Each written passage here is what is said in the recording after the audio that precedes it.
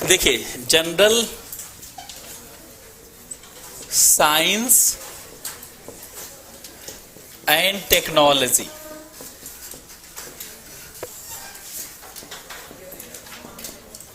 सामान्य विज्ञान एवं तकनीकी। अब कोई हिडन पार्ट नहीं है आपके सिलेबस में, सारा सिलेबस आपका डिफाइंड है। तो ऐसा नहीं कि जनरल साइंस में क्या पढ़ना है और ऐसा नहीं कि टेक्नोलॉजी में क्या पढ़ना है। तो देखा जाए कुछ अलग नहीं। अगर जनरल साइंस में मोटे तौर पर आप देखेंगे तो क्या पढ़ना है, देखिए फिजिक्स भी पढ़ना है, केमिस्ट्री के भी जो चैप्टर दिए हैं वो पढ़ने हैं, और तीसरा बायोलॉजी भी पढ़ना है। बात समझ रहे हैं? और टेक्नोलॉजी में आपको सारी टेक्नोलॉजी पढ़ना है। एक बार ये लिस्ट कर लीजिए, लिस्ट बना लीजिए। देखिए, पहला तो शुरू से लिख रहे हैं। जैसे सबसे ऊपर देखेंगे तो न्यूक्लियर टेक्नोलॉजी, नहीं बिल्कुल ऊपर से, जो केमिस्ट्री वाला पार्ट है उसमें भी रेडियो एक्टिविटी है ना, तो उसके लिए आपको न्यूक्लियर टेक्नोलॉजी समझाना होगा। फिर आप देखेंगे जो बायोलॉजी वाला पार्ट है उसमें बायोटेक्नोलॉजी, तो ये दो चैप्टर तो वहीं से निकल आए जो ऊपर वाले। फिर तीसरा आप देखेंगे कंप्यूटर टेक्नोलॉजी, कंप्यूटर टेक्नोलॉजी। फिर चौथा पार्ट आप देखेंगे टेलीकॉम टेक्नोलॉजी, टेलीकम्युनिकेशन। फिर आईटी है, इंफॉर्मेशन टेक्नोलॉजी। फिर आर्टिफिशियल इंटेलिजेंस है। फिर मशीन लर्निंग है, एमएल मशीन लर्निंग। फिर आईओटी है, इंटरनेट ऑफ थिंग्स है। इस क्रम में लेके चले जिस क्रम में वास्तव में है। आपके सिलेबस में कई बार इधर उधर लिखा हुआ है, पहले इतना नोट करिए फिर मिटा के लिख देंगे, ताकि एक लिस्टिंग हो जाए कि कितना आपको पढ़ना है। और फिर मैं अभी डिराइव करके लाता हूं, है कि नहीं?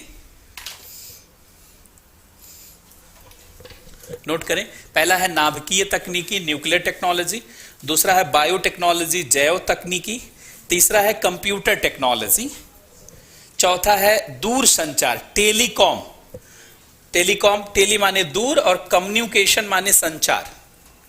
तो टेलीकॉम में पूरी दुनिया में चौथा स्थान है भारत का, आईटी में दूसरा स्थान है पूरी दुनिया में भारत का, और न्यूक्लियर टेक्नोलॉजी में तीसरा स्थान है भारत का। आर्टिफिशियल और मशीन लर्निंग में भी हम लोग दूसरे स्थान पर हैं। तो बहुत सारी तकनीक में भारत बड़ी पोजीशन प्राप्त कर चुका है। अब 8वें नंबर तक यहां लिख दिया। आप देखिए 9वें नंबर पे लिख रहे हैं आप, 9वें नंबर पर आप देखेंगे ब्लॉकचेन टेक्नोलॉजी, ब्लॉकचेन टेक्नोलॉजी। फिर क्वांटम कंप्यूटिंग, क्वांटम कंप्यूटिंग। फिर आप देखेंगे रोबोटिक्स। फिर लेजर टेक्नोलॉजी, लेजर टेक्नोलॉजी इसलिए कि रेडियो फ्रीक्वेंसी आइडेंटिफिकेशन दिया गया है आपके सिलेबस में।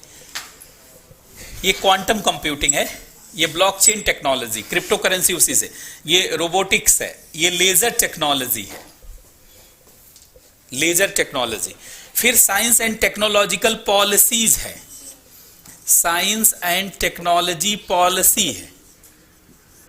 फिर contribution of Indian scientist, contribution of Indian scientist. और फिर स्पेस टेक्नोलॉजी और डिफेंस टेक्नोलॉजी, और डिफेंस टेक्नोलॉजी। ये इतनी टेक्नोलॉजी, बाकी सब इसी से जुड़ा हुआ चैप्टर है जो अलग अलग लिखा हुआ है। 13वें नंबर पे है ये साइंस एंड टेक्नोलॉजी पॉलिसी, विज्ञान एवं तकनीकी नीति। और 14वें नंबर पे है कंट्रीब्यूशन ऑफ इंडियन साइंटिस्ट, भारतीय वैज्ञानिकों का योगदान। जहां नंबरिंग समझ में नहीं आए पूछ लेंगे आप। देखिए मैं दोबारा बोल देता हूं, ध्यान से सुने, मिलाते जाएं।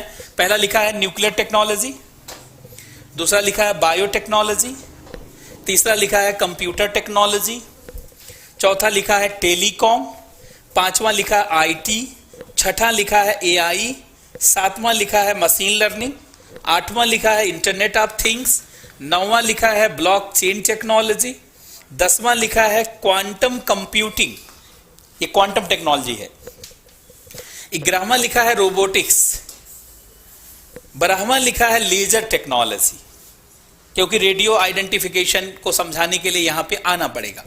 फिर लिखा 13वां लिखा है साइंस एंड टेक्नोलॉजी पॉलिसी, ये आपके कोर्स में ही लिखा हुआ है।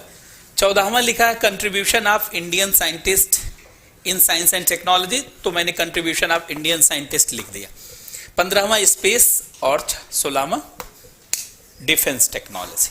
तो मोटे तौर पर ये 16 चैप्टर हैं और बाकी इसी के अंदर ऑगमेंटेड रियलिटी, इसी के अंदर जानते नेटवर्किंग, इसी के अंदर सिग्नलिंग, बहुत सारी चीजों को पढ़ाना है। लेकिन मोटे तौर पर इतना ही चैप्टर आपके कोर्स में है। और ये टेक्नोलॉजी वाला जो पार्ट है ये ज्यादा पार्ट है क्योंकि इस पे 4 लाइन लिखी हुई है और ये वाले पार्ट पे 3 लाइन लिखी। टोटल 7 लाइन में साइंस एंड टेक्नोलॉजी का सिलेबस है। तो किसका वेटेज ज्यादा हुआ बताइए? साइंस एंड टेक्नोलॉजी का, क्योंकि अगर 4 लाइन में उसने सिलेबस लिखा है साइंस एंड टेक्नोलॉजी का, इसका मतलब साइंस एंड टेक्नोलॉजी का सिलेबस ज्यादा है और जनरल साइंस का सिलेबस कम है। अच्छा, जो जनरल साइंस का सिलेबस है उसमें भी बायोटेक्नोलॉजी का पार्ट है, उसमें भी न्यूक्लियर टेक्नोलॉजी का पार्ट है और उसके जनरल एस्पेक्ट है। इसका मतलब देखा जाए तो ओवरऑल 60-70% आपके कोर्स का पार्ट कौन सा है? साइंस एंड टेक्नोलॉजी, मतलब टेक्नोलॉजी। और बाकी जानते पार्ट क्या है? जनरल, मतलब 30% ही क्या है? General science. क्योंकि आप सिलेबस से भी जान सकते हैं, बाकी तो जो क्वेश्चन पूछेगा आरपीएससी उसके माध्यम से आप जान पाएंगे कि कितना किस चीज पर वेटेज दे करके पूछा। लेकिन अभी सिलेबस के अनुसार अगर देखा जाए तो जनरल साइंस और टेक्नोलॉजी का जो प्रपोर्शन आ रहा है, अगर जनरल साइंस का प्रपोर्शन देखेंगे तो ये 30% के आसपास आ रहा है और टेक्नोलॉजी का अगर प्रपोर्शन देखेंगे तो ये लगभग 70% के आसपास आ रहा है। बात समझ रहे? इस तरीके का प्रपोर्शन है। ये जो जनरल साइंस है ये बहुत कम पार्ट है, लिखने में बहुत ज्यादा दिख रहा है एसिड बेस, लेकिन एसिड पढ़ने में कितना समय लगेगा, बेस पढ़ने में कितना समय लगेगा, बफर सोल्यूशन पढ़ने में कितना समय लगेगा, या पीएच पढ़ने में कितना समय लगेगा, ये सब जानते। 15 मिनट, कोई 20 मिनट, कोई 25 मिनट, अर्थात इसका एक एक चैप्टर 25 मिनट, 15 मिनट, 20 मिनट। लेकिन टेक्नोलॉजी का कोई भी चैप्टर 2 घंटे से कम नहीं है, क्योंकि टेक्नोलॉजी में इंटायर पूरे एस्पेक्ट को समझना है। अर्थात देखा जाए तो जो जनरल साइंस है ये हमारे सिलेबस में भी भले दिख रहा है पहले, दूसरे, तीसरे लाइन में ज्यादा सा, जैसे डिडीज को इतना ज्यादा लिख दिया है कि लगता है कि कितना बड़ा पार्ट हो गया ये तीसरा वाला। आप देखिए डिडीज को कितना लिखा है। जैसे लिखा है कि जेनेटिक और लाइफ स्टाइल डिडीज, फिर लिखा ह्यूमन डिडीज, फिर लिखा communicable and non communicable disease, फिर लिखा endemic, epidemic, pandemic and their diagnosis, control, immunisation, vaccination, ये फिर लिखा ड्रग्स। ये सब इतना लिखने से चैप्टर थोड़ी बड़ा हो जाएगा, चैप्टर तो आधी घंटे का ही है। डिडीज सारी समझाने, सारा बताने में आधी 1 घंटे से ज्यादा नहीं लगेगा।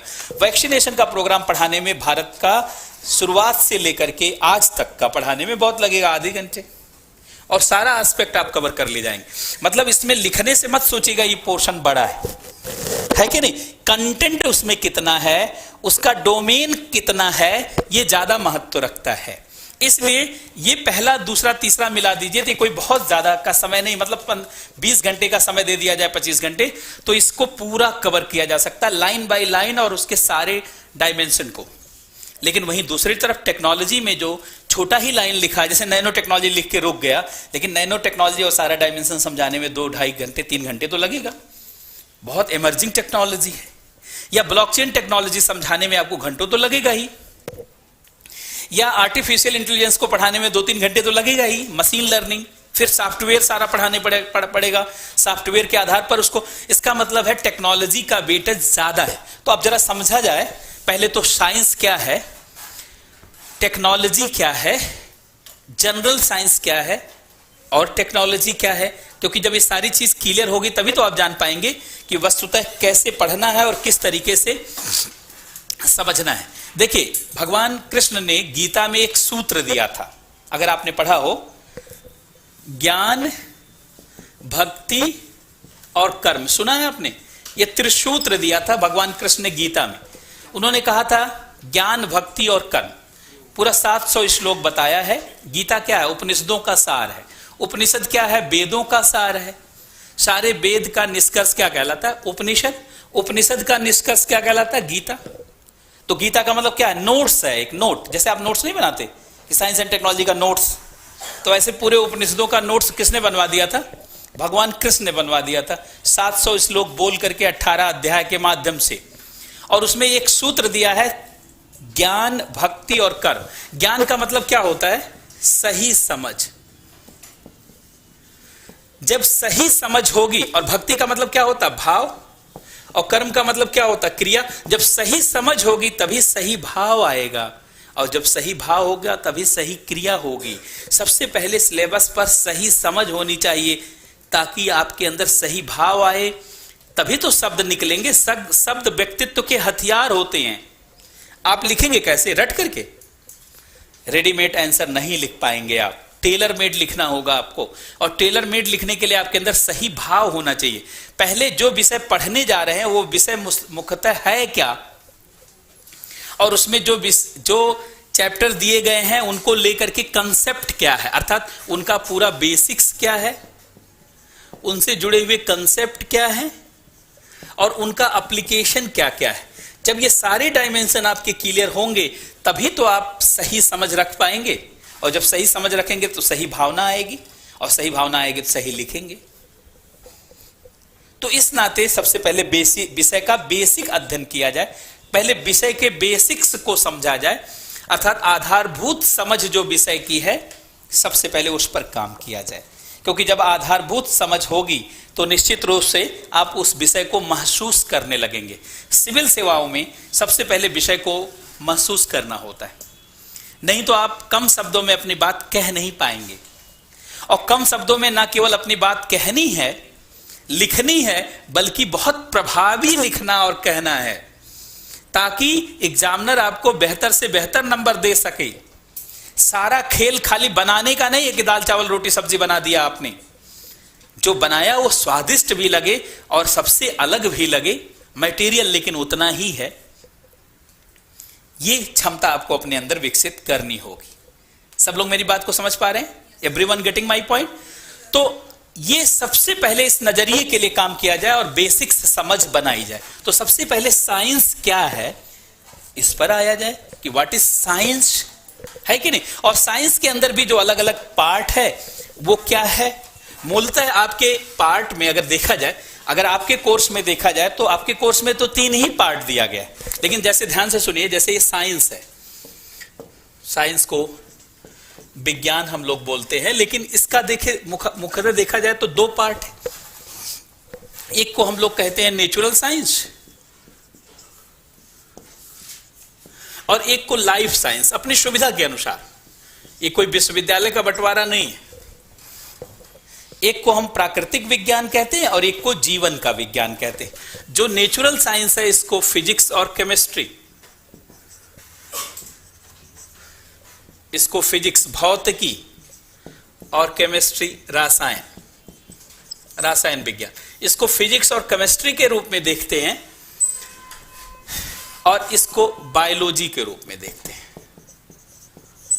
इसको बायोलॉजी के रूप में देखते हैं। अच्छा, बायोलॉजी में भी जानते हैं 2 पार्ट है, एक बेसिक बायोलॉजी है, दूसरा अप्लाइड बायोलॉजी। एक बेसिक बायोलॉजी है और दूसरा अप्लाइड बायोलॉजी है। बेसिक बायोलॉजी में अगर आप देखेंगे तो जूलॉजी है, बॉटनी है और माइक्रोबायोलॉजी, जिसमें जीवाणु, विषाणु, कीटाणु, मतलब बैक्टीरियोलॉजी, वायरोलॉजी, माइकोलॉजी, फाइकोलॉजी, बहुत सारी चीजें हैं। माइक्रोबायोलॉजी और अप्लाइड बायोलॉजी में देखेंगे जैसे फार्मेसी है, आपके कोर्स में खूब दिया गया है फार्मेसी, ड्रग्स वगैरह के बारे में, तो फार्मेसी है। या इसके अलावा आप देखेंगे तो एग्रीकल्चर बायोलॉजी भी आपके कोर्स में खूब एग्रीकल्चर का लिखा है, सब फर्टिलाइजर से लेकर सारी चीज दी गई। Agriculture biology, agriculture biology. अच्छा, इसके अलावा हेल्थ केयर है पूरा, मेडिकल साइंस, मेडिकल साइंस। अच्छा, इसके अलावा पशुपालन की भी कुछ चीज दी गई है, एनिमल रेयरिंग या वेटनरी से जुड़ा हुआ भी, तो जैसे एनिमल हस्बेंड्री, तो ये सारा पार्ट बायोलॉजी के अंतर्गत। मूलतः आपके कोर्स में पहले लिखा है केमिस्ट्री इन एवरीडे लाइफ, फिर फिजिक्स इन एवरीडे लाइफ, और फिर सम पार्ट ऑफ बायोलॉजी दिया गया है।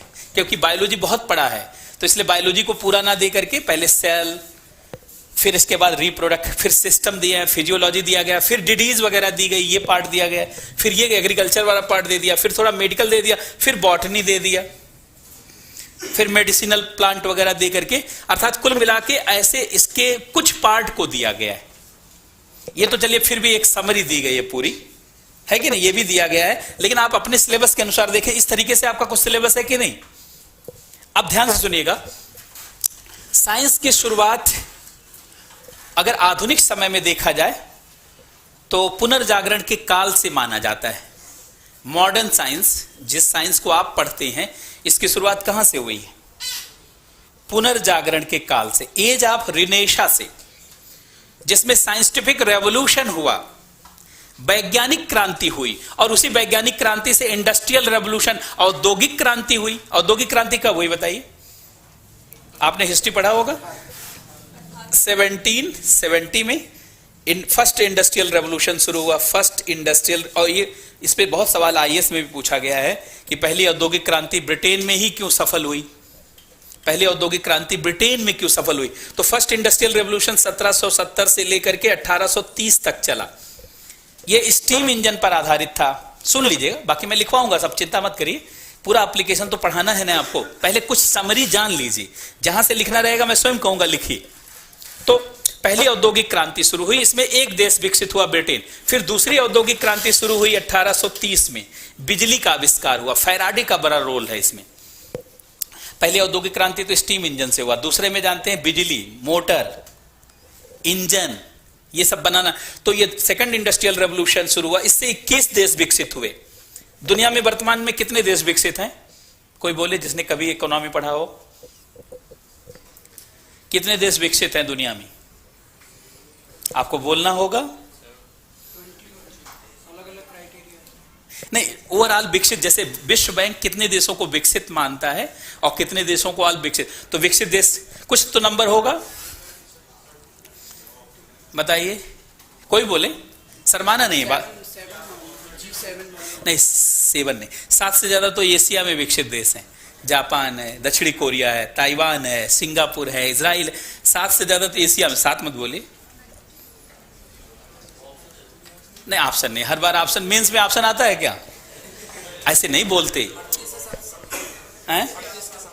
गुड, 38 कंट्री विकसित है, 38 देश विकसित हैं, जिसमें से 22 देश तो यूरोप के विकसित हैं, 7 से अधिक देश एशिया के विकसित, टोटल 38 देश विकसित हैं। विकसित देशों के संगठन का क्या नाम है बताइए? OECD नहीं पढ़ा है क्या भाई? ये 1961 में बना था। ये विकसित देशों का संगठन है, organisation of economic cooperation and development, और इसमें से 7 बड़े विकसित देशों को G7 कहा जाता है। 1975 में इनका संगठन बना। और अल्प विकसित देशों का संगठन कौन सा है बताइए? गुड, वेरी गुड, ये आपके मेंस के कोर्स में है, 3rd पेपर में। G77 कितने देश हैं? G77 कब बना? 1964 में, 1964 में। कितने देश हैं अल्प विकसित? 134। और इसका नेता कौन है? इंडिया। इंडिया जानते हैं? भारत इसी का नेता है। और इसका नेता कौन है? USA। इसीलिए USA और इंडिया के बीच में टकराव हो जाता है विकसित और अल्प विकसित देशों के मुद्दे पे। चाइना नहीं है इसमें G77 में। G77 प्लस चाइना, सब आपके 3rd पेपर में भी है, IR का पार्ट है, वर्ल्ड पॉलिटिक्स का पार्ट है। अच्छा, अब इसका जानते हैं, G7 और G77 दोनों मिलकर के G20 बनाए हुए हैं। G20 में कौन कौन है?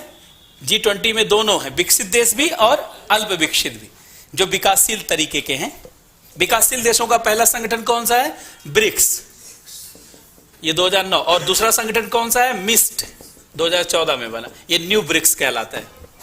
इसमें Mexico, Indonesia, Turkey, south Korea सब समझ पा रहे हैं?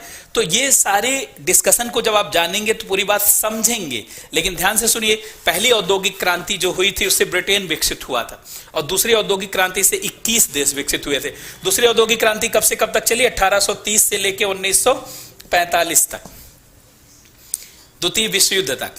फिर तीसरी औद्योगिक क्रांति शुरू हुई, थर्ड इंडस्ट्रियल रेवोल्यूशन, इलेक्ट्रॉनिक्स और आईटी पर के आधार पर। कब? 1945 में शुरू हुई, 2020 तक चली, कोरोना से पहले तक।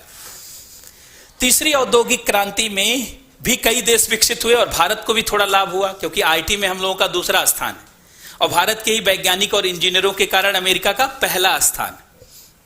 आईटी और स्टार्टअप में हमारा तीसरा स्थान है, आईटी में हमारा दूसरा स्थान है।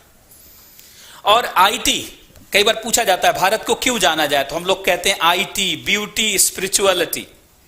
आईटी में हमारा दूसरा स्थान और ब्यूटी में हम लोग कई बार सुंदर हुए। भारत की बेटियों ने मिस वर्ल्ड, मिस यूनिवर्स प्रतियोगिताओं में अभी हम लोग जल्दी सुंदर हुए थे। क्या नाम था? हाँ देखिए, आपको आता है, मानुषी छिल्लर, है कि नहीं? कई बार सुंदर हुए। तो स्पिरिचुअलिटी में विवेकानंद ने पूरी दुनिया को बताया, विश्व के, जानते हैं न्यूयॉर्क में, शिकागो में जो धर्म सम्मेलन हुआ था उसमें। तो ये हमारी पहचान का कारक। इसी तीसरे और चौथी औद्योगिक क्रांति पोस्ट कोरोना या ड्यूरिंग कोरोना शुरू हुई है। कोरोना के दौरान टेक्नोलॉजी की कंपनियों ने खूब कमाया है। मोबाइल बनाने वाली कंपनियों का, कंप्यूटर बनाने वाली कंपनियों का, सॉफ्टवेयर बनाने वाली कंपनियों की चांदी लग गई है, चांदी हो गई है। जितना इन लोगों ने 10 वर्षों में लाभ नहीं कमाया, इन्फोसिस वगैरह ने, विप्रो वगैरह ने, टीसीएस ने, उतना खाली 1.5 सालों में कमा लिया।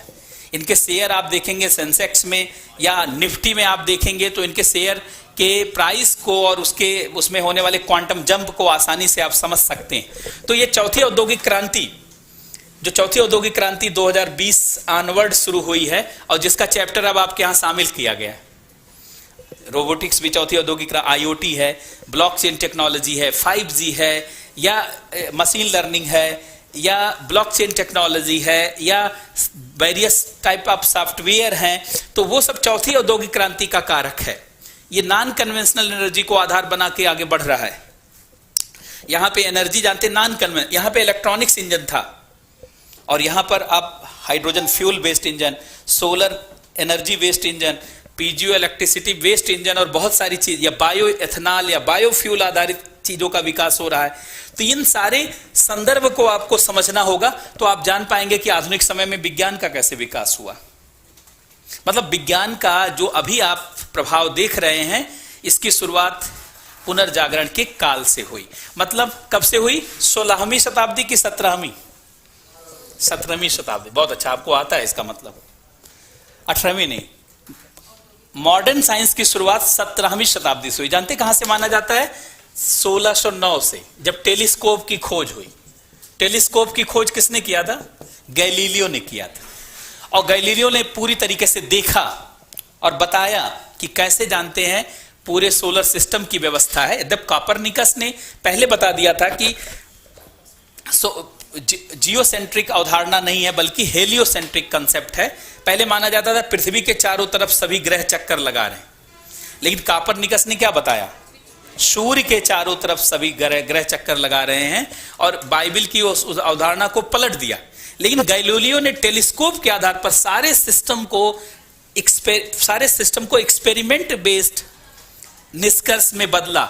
और विज्ञान का मतलब है जहां एक्सपेरिमेंट है, जहां पर एक्सपेरिमेंट बेस्ड निष्कर्ष है। इसीलिए गैलीलियो को फादर ऑफ मॉडर्न साइंस कहा जाता है।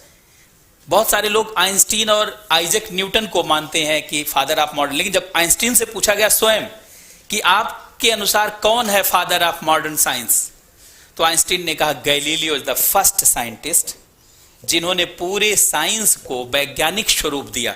इसलिए निर्विवाद रूप से आधुनिक विज्ञान का जनक किसे माना जाता है? गैलीलियो को। और फादर ऑफ फिजिक्स भी किसे कहा जाता है? गैलीलियो को। फादर ऑफ केमिस्ट्री किसे कहा जाता है? एंटोनियो लेवासियर को कहा जाता है कि नहीं? तो वैसे साइंस की शुरुआत किसने किया था? थेल्स। फादर ऑफ साइंस वैसे किसे कहा जाता? थेल्स। थेल्स का नाम सुना है आपने? प्राचीन समय में विज्ञान, बहुत बड़े मैथमेटिशियन थे। कौन? थेल्स। कोऑर्डिनेट ज्योमेट्री आपने सुना? फादर ऑफ कोऑर्डिनेट ज्योमेट्री कौन है? थेल्स। थेल्स ने कहा था जल ही जीवन है। वाटर इज लाइफ, जल ही जीवन है।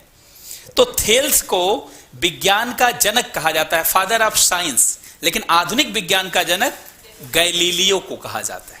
और भारत में आधुनिक विज्ञान को लाने में बड़ी भूमिका डॉक्टर होमी जहांगीर भाभा की रही।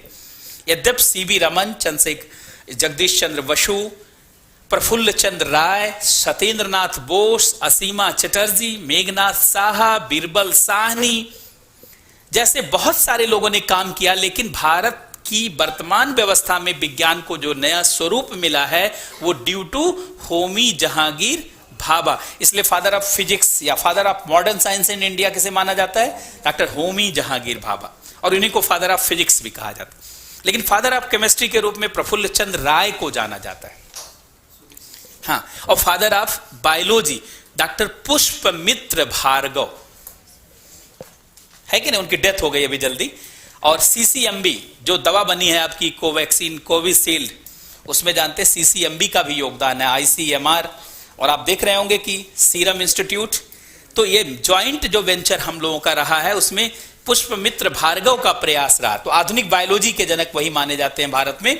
तो सबसे पहले बेसिक तौर पर ये सारी चीज समझना है।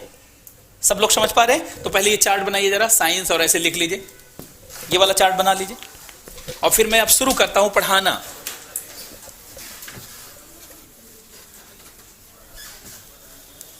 बना लिया था आपने उसी दौरान? बना लिया तो ठीक है, जिन्होंने नहीं बनाया है वो बना लें। देखिए ये बेसिक बायोलॉजी है जिसमें जूलॉजी और माइक्रोबायोलॉजी। लिखते चलना जानते, क्योंकि नोट्स बनाना आपका लक्ष्य है। नोट्स नहीं बनाए रखेंगे तो मीन्स कैसे लिखेंगे जानते, इसलिए लिखिएगा जरूर, क्योंकि बिना लिखे आप मेंस का एग्जाम नहीं दे सकते। जानते हैं आपको 3 प्रकार का नोट्स बनाना है, ध्यान सुनिएगा। एक तो क्लास नोट जो टीचर के साथ बनाना है ये, और दूसरा रोज पर डे फुट नोट बनाना है रिवीजन करने के लिए। फुट नोट्स क्या किया जाता है? पेज में लिखा जाता है संक्षिप्त करके। जैसे मैंने कोई चैप्टर पढ़ाया 10 पेज में, लेकिन आपने मेन पॉइंट को नोट कर लिया और रिवाइज कर रहे हैं आप, तो फुट नोट पर डे बनाना पड़ेगा आपको क्लास नोट के अलावा, ताकि रिवीजन कर सके। और तीसरा वार नोट्स, एग्जाम में कौन क्वेश्चन आने वाले हैं, हाँ बहुत 60, और जो एग्जाम में, जैसे मैं पढ़ाऊंगा स्पेस टेक्नोलॉजी, पढ़ाने की तो पूरा पढ़ाऊंगा, फिर बताऊंगा ये सवाल मेंस में पूछे जा सकते, तो उसका वार नोट्स बनता है। वार नोट्स का मतलब सीधे एग्जाम में। तो हर चैप्टर में 2-3 ही सवाल होता है, टोटल मिलाकर के पूरे साइंस एंड टेक्नोलॉजी में 50 सवाल भी नहीं होगा जो मैं बोलूंगा, वार नोट्स में वो डाला जाएगा। इकोनॉमी पढ़ाएंगे, मैं पूरा पढ़ाऊंगा, हो सकता है कि आपका 200-300 पेज भर जाएगा।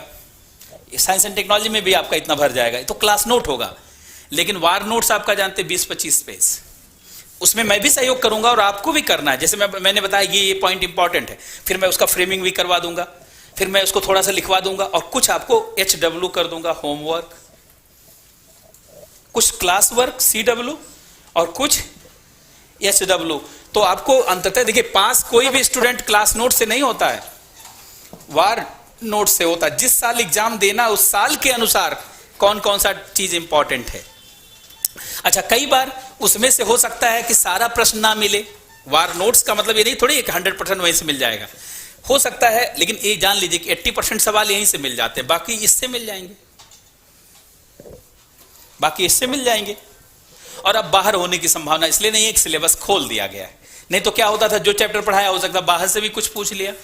RS में अक्सर ऐसा होता था, क्योंकि सिलेबस कम लिखता था, पूछता ज्यादा था। तो अब उस समस्या से एक तरीके से निदान हो गया है, RPSC ने सिलेबस को ब्रॉडर वे में प्रस्तुत कर दिया। तो अब आप लिखते चलेंगे, और खासकर मेरी क्लास में पूरा लिखते रहेंगे, जहां जहां लिखना होगा मैं बोलता चलूंगा। तो ये पहले नोट कर लीजिए ताकि मैं शुरुआत कर सकूं क्लास की। अच्छा, कॉपी में कैसे लिखेंगे ध्यान से सुनिएगा। कॉपी में जो आपकी कॉपी है उसके 2/3 भाग में लिखेंगे और 1/3 भाग को छोड़ देंगे, ताकि कोई नया पॉइंट सवाल आया है, देखिए 2/3 में तो लिखेंगे, और अपनी कॉपी का 1/3, जैसे ये कॉपी है, ये देखिए ये कॉपी है, तो ऐसे जैसे ये इतने भाग में लिखेंगे और इतना छोड़ देंगे। ऐसे छोड़ इसलिए देंगे, मान लीजिए पढ़ते समय कोई पॉइंट आपको ध्यान में आया, कोई पेपर में कोई पॉइंट मिला, पिछले क्वेश्चन पेपर में कोई पॉइंट मिला, UPSC के पेपर में वहीं लाके लिख लिया उसको, क्वांटम कंप्यूटिंग क्या है, कैसे पूछा गया। और जब आपके पास खाली ही नहीं रहेगा तो लिखेंगे कहाँ, फिर एक दूसरा नोट्स बनाएंगे, फिर अनायास तमाम नोट्स होता जाएगा, भार बढ़ता जाएगा। UPSC की पढ़ाई में जानते क्या माना जाता है, IAS की पढ़ाई में, जरा दीजिए अपना बैग, जब पूरी पढ़ाई आपकी एक ऐसे बैग में आ जाए, तो उसी को माना जाता है वो आईएएस बन जाएगा, आईपीएस बन जाएगा। सारी किताब जब ऐसे, ये भी ज्यादा है, इससे भी कम में जब आ जाता है, हम लोग बता देते हैं कि फला विद्यार्थी अब के बार आईएएस बन जाएगा, क्योंकि पूरा हिस्ट्री पढ़ा, लेकिन हिस्ट्री को कंसोलिडेटेड करके 40 पेज में कन्वर्ट कर लिया, पॉलिटी को उसने 20 पेज में कन्वर्ट कर लिया, आईआर को 15 पेज में कन्वर्ट कर लिया। जब सारा मिलाकर के 400 पेज हो जाता है और ऐसे लेके घूमने लगता है, बस घोषणा हो जाती है आईएएस बना है कि नहीं। अब और जो अभी भी किताबों में घूम रहा है वो, उसको बहुत लंबा, फिर रिवीजन नहीं कर पाएंगे आप, क्योंकि पेपर लगातार होते हैं। अगर नोट्स नहीं होगा तो सोचिए यूपीएससी का पेपर कैसे होता है, पहले दिन 2 पेपर, दूसरे दिन 2 पेपर, तीसरे दिन 2 पेपर, फिर पेपर। अब लगातार पेपर हो रहा है, रिवाइज कौन कर सकता है इतने तेज। या आरपीएससी का पेपर कैसे होता है आप देखिए, पहले दूसरे 2-3 दिन में खत्म हो, 2 दिन में खत्म हो जाता है कि नहीं। तो 2 दिन में रिवाइज कब कर पाएंगे बोलिए, जब वार नोट्स होगा, जब 150 पेज का नोट्स होगा कि 2000 पेज का नोट्स होगा। हाँ, इसीलिए आपको नोट्स पे ही ज्यादा काम करना है। कैसे घर में मसाले पीस के रखते हैं, सब्जी काट के रखते हैं, तो एकाएक जाके बना देते हैं।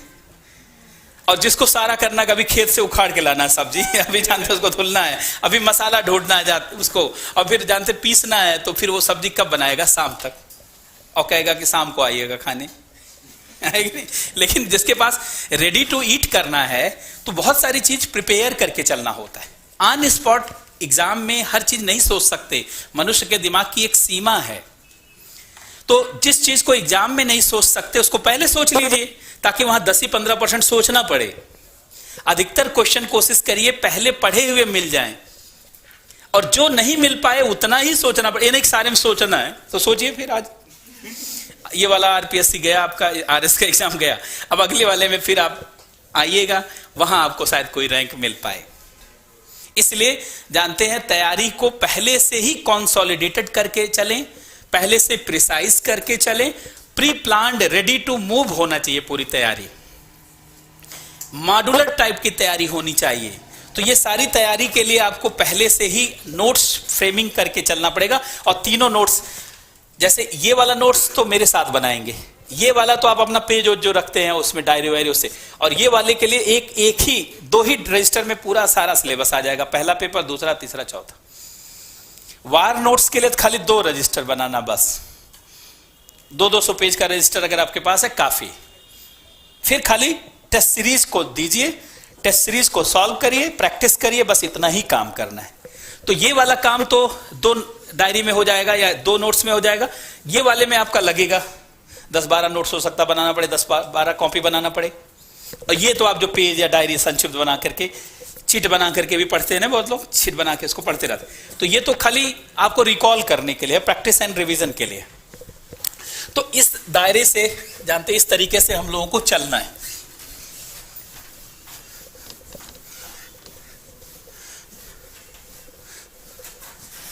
अब दूसरे बार में ये लिख लें जरा, देखिए जैसे हमने कहा साइंस, तो साइंस का जनक किसे माना जाता है, थेल्स को माना जाता है ना, थेल्स को, ये father of science, father of science, इसको भी लिख लीजिए, क्योंकि पढ़ते समय जानते माहौल बनाया जाता है पहले, इसलिए बेसिक से शुरुआत की जाती है कि नहीं, फादर ऑफ साइंस। अच्छा, और उसमें भी जैसे नेचुरल साइंस, या मैं सीधे लिख देता हूं जैसे फिजिक्स,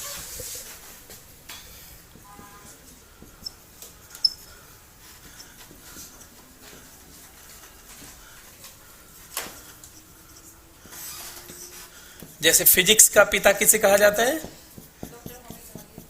नहीं, गैलीलियो को। भारत में डॉक्टर होमी जहांगीर बाबा, आपने अच्छा बताया, लेकिन भारत में बताया है कि नहीं। केमिस्ट्री, हाँ बताते समय जानते घबराना नहीं है, क्योंकि कई बार जो है आपको दूसरा भी बोल जाते हैं, लेकिन धीरे धीरे सही बोलना आता है। केमिस्ट्री का पिता कौन है बताइए, लेवोजियर लिखा जाता है। और बायोलॉजी का, ये तो आप जानते हैं, बताइए, अरस्तु, अरस्तु को कहा जाता है। हाँ लिख लीजिए, ये तो बहुत आसान, नाम तो आप जान ही रहे हैं लिखना। गैलीलियो,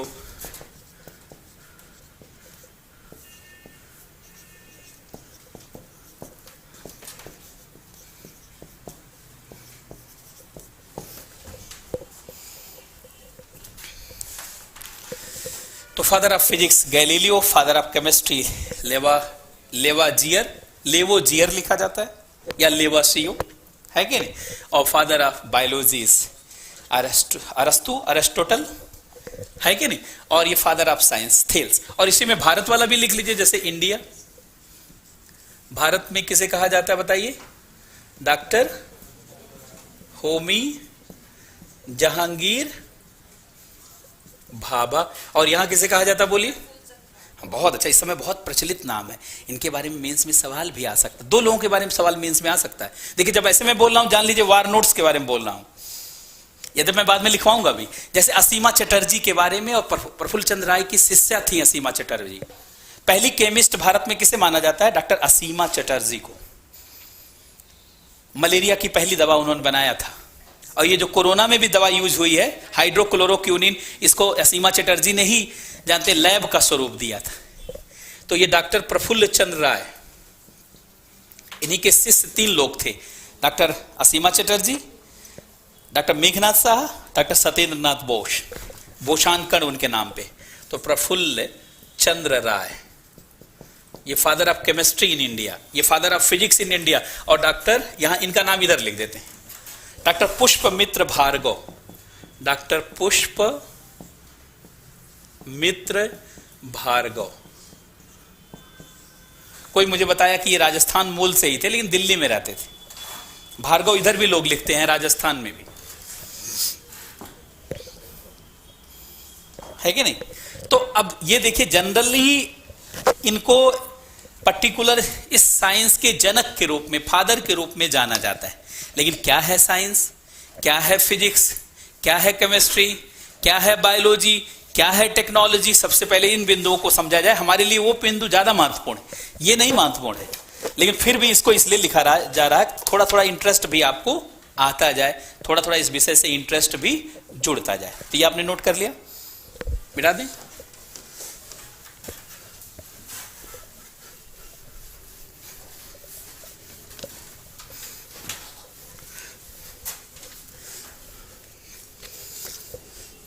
अब देखिए साइंस पहले समझिए, ध्यान से सुनेंगे और साफ साफ लिखेंगे अपनी कॉपी में।